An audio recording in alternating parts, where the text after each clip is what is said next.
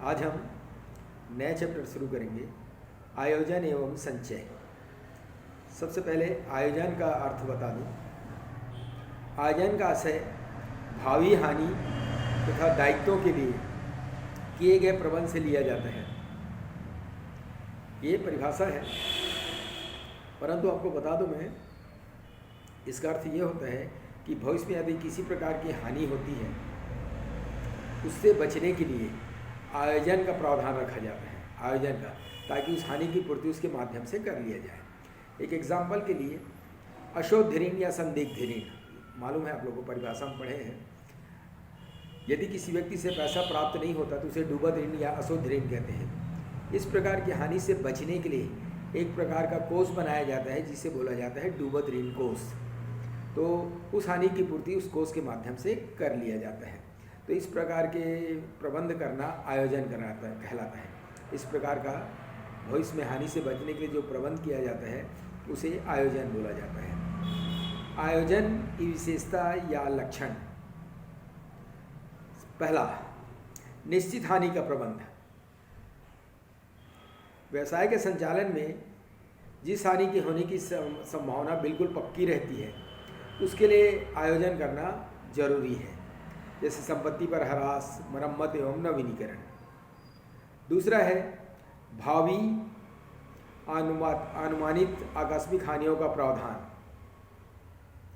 संदिग्ध ऋणों के लिए प्रावधान, देनदार पर बट्टे के लिए प्रावधान, श्रमिकों को देय क्षतिपूर्ति के लिए प्रावधान, करों के लिए प्रावधान। ये संभावित हैं जिसका भविष्य में होने की संभावना बिल्कुल रहती है।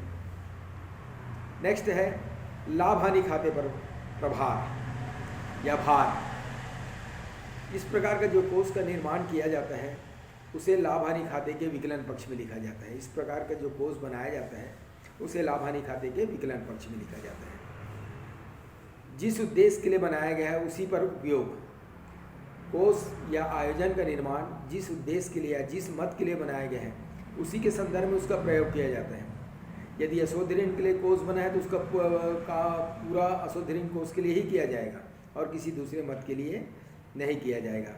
वैधानिक अनिवार्यता, कानून द्वारा भी बोला गया है कि इस प्रकार के आयोजन करना आवश्यक है, कानून बनाया गया है। आयोजन की राशि का विनियोग नहीं करना।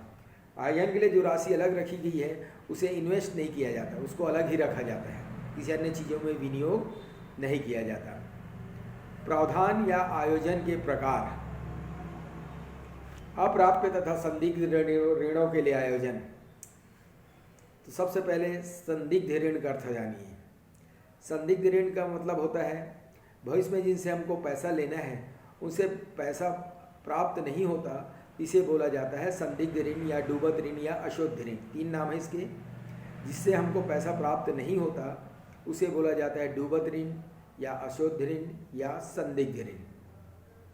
जिस समय डूबत ऋण होता है उस समय प्रविष्टि की जाती है। डूबत ऋण लेखा विकलित, डूबत ऋण लेखा विकलित व्यक्तिगत खाते से, जिससे जैसे राम से पैसा नहीं मिला तो डूबत ऋण लेखा विकलित राम से लिखेंगे हम, तो डूबत ऋण लेखा विकलित व्यक्तिगत खाते से। इसके संदर्भ में यदि आयोजन या अशोध ऋण कोष का निर्माण किया गया है तो निर्माण करते समय एंट्री होगी लाभ हानि लेखा विकलित अशोध ऋण कोष लेखे से। लाभ हानि लेखा विकलित अशोध ऋण कोष लेखे से। अब कोष भी बन गया है और डूबत ऋण भी हो गया है तो उस डूबत ऋण को अशोध ऋण कोष में स्थानांतरित कर देते हैं। उसके लिए प्रविष्टि होती है अशोध ऋण लेखा विकलित अशोध ऋण लेखे से। अशोध ऋण कोष लेखा विकलित अशोध ऋण लेखे से। 3 एंट्री हुई। सबसे पहले डूबत ऋण की, फिर से रिपीट कर रहा हूँ। उसके लिए एंट्री है डूबत ऋण लेखा विकलित व्यक्तिगत खाते से। फिर कोष का निर्माण करते हैं। कोष का निर्माण करते हैं तब आप प्रविष्टि करते हैं लाभ हानि लेखा विकलित अशोध ऋण कोष लेखे से। फिर तीसरी प्रविष्टि है डूबत ऋण का अशोध ऋण कोष लेखे में स्थानांतरण। तब एंट्री होती है अशोध ऋण कोष लेखा विकलित डूबत ऋण लेखे से। इस तरीके से डूबत ऋण की पूर्ति कर ली जाती है। ठीक है।